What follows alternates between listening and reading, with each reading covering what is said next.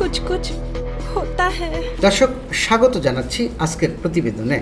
আজ আমরা জানব টলিউডের অভিনেত্রী রিমঝিম মিত্রের জীবনের একটি অবিশ্বাস্য ঘটনা, যেখানে তিনি ট্রেনে ডাকাতের মুখোমুখি হয়ে ডাকাতের কাছ থেকে পেয়েছিলেন বিয়ের প্রস্তাব। রিমঝিম মিত্র টলিউডের জনপ্রিয় অভিনেত্রী। প্রায় 2 দশকেরও বেশি সময় ধরে বাংলা সিরিয়াল ও চলচ্চিত্রে কাজ করছেন।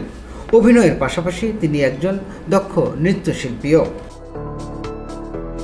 সম্প্রতি শাশ্বত চট্টোপাধ্যায়ের সঞ্চালিত একটি টক শোতে অতিথি হিসেবে উপস্থিত হয়ে রিমঝিম শেয়ার করেন তার জীবনের একটি রোমাঞ্চকর অভিজ্ঞতা। ট্রেন থামিয়ে ডাকাত দল যাত্রীদের মধ্যে আতঙ্ক সৃষ্টি করে। তারা মমতা শঙ্করের নাচের দলের মেয়েদের খুঁজছিল এবং তাদের বিয়ে করার ইচ্ছা প্রকাশ করছিল। ভয়ে তারা বাথরুমে লুকিয়েছিলেন, যেখানে তাদের দলের একজন সদস্য রক্তাক্ত অবস্থায় এসে তাদের সতর্ক করেন।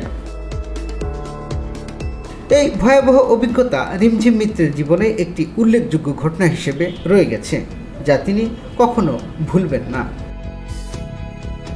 টুটুল রহমান, খবর সংযোগ।